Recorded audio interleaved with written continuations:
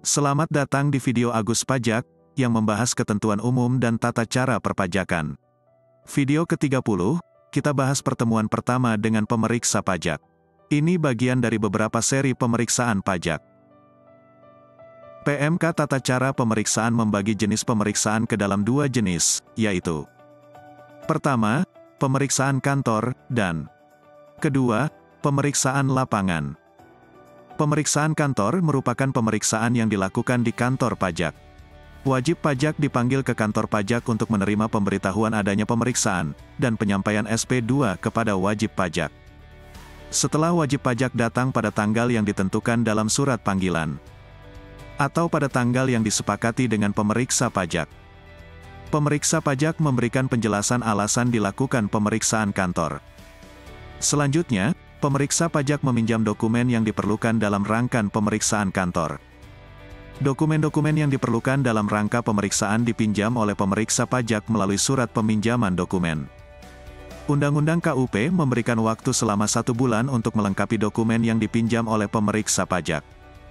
Ingat, Undang-Undang memberikan waktu 1 bulan itu paling lama, dan diharapkan dalam 1 bulan dokumen yang diminta sudah lengkap. Walaupun demikian, sebelum 1 bulan biasanya pemeriksa akan mengingatkan wajib pajak tentang peminjaman dokumen tersebut, melalui surat peringatan 1, dan surat peringatan 2. Begitulah jika pemeriksaan kantor. Dulu, pemeriksaan lapangan selalu dimulai dengan kunjungan ke tempat wajib pajak yang terdaftar. Pemeriksa pajak datang ke alamat yang ada di kantor pajak. Pemeriksa pajak langsung memberitahukan adanya pemeriksaan di tempat usaha wajib pajak, atau di tempat tinggal wajib pajak. Pemeriksaan lapangan awalnya lebih mengandalkan surprise audit.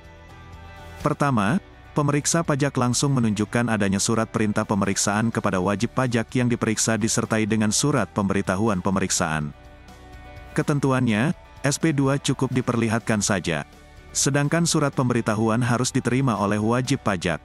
Ketiga, hal yang penting juga, pemeriksa pajak harus menunjukkan tanda pengenal dan kartu pemeriksa. Hal ini supaya jelas siapa yang datang ke tempat wajib pajak. Itu dulu, zaman penulis skrip ini masih menjadi pemeriksa pajak di kantor pemeriksaan dan penyidikan pajak, atau Karikpa. Sekarang, pertemuan pertama dengan pemeriksa pajak itu sama saja antara pemeriksaan kantor dengan pemeriksaan lapangan. Pertemuan pertama dilakukan di kantor pajak tempat pemeriksa pajak yang melakukan pemeriksaan berkantor. Cara baru ini berdasarkan Peraturan Direktur Jenderal Pajak Nomor PER 07, PJ, 2017, bahwa pemeriksaan lapangan diawali dengan menyampaikan surat pemberitahuan pemeriksaan lapangan. Berdasarkan Peraturan Dirjen Pajak Nomor PER 07, PJ, 2017, pada saat pertemuan pertama pemeriksa pajak dengan wajib pajak, pemeriksa pajak harus melakukan 1. Memperlihatkan tanda pengenal dan SP2. 2. Menjelaskan mengenai alasan dan tujuan pemeriksaan pajak. 3. Menandatangani dokumen fakta integritas, yang ditandatangani bersama antara pemeriksa pajak dan wajib pajak. 4. Melakukan permintaan keterangan-keterangan yang akan diminta oleh pemeriksa pajak, yaitu sekitar identitas wajib pajak yang dimintai keterangan, proses bisnis wajib pajak, pembukuan atau pencatatan yang dilakukan wajib pajak, termasuk dokumentasinya, informasi mengenai pelanggan dan supplier utama wajib pajak, transaksi-transaksi yang bersifat khusus, atau klarifikasi terhadap data yang ditemukan pemeriksa pajak dengan data pada SPT. Menurut Undang-Undang KUP, pejabat yang berhak melakukan pemeriksaan pajak adalah Direktur Jenderal Pajak.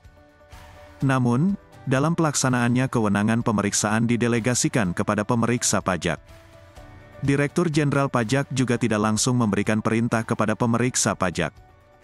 Kewenangan memberikan perintah juga didelegasikan kepada Kepala Unit Pelaksanaan Pemeriksaan, atau disingkat UP2. UP2 merupakan kantor yang melakukan pemeriksaan. UP2 bisa Direktorat Pemeriksaan dan Penagihan, Kantor Wilayah DJP, dan Kepala Kantor Pelayanan Pajak. Masing-masing memiliki kewenangan sesuai wilayah kerjanya. Misal, Direktorat Pemeriksaan dan Penagihan memiliki kewenangan memeriksa untuk semua wajib pajak di seluruh Indonesia. Sedangkan kantor pelayanan pajak memiliki kewenangan melakukan pemeriksaan hanya sebatas wajib pajak yang terdaftar di kantor pelayanan pajak tersebut. Siapa yang dapat menerima SP2? SP2 dapat diterima secara langsung oleh wajib pajak. Dapat juga diterima oleh wakil wajib pajak. Wakil yang dimaksud adalah wakil sebagaimana yang diatur di pasal 32 Undang-Undang KUP, yaitu 1. Badan diwakili oleh pengurus. 2.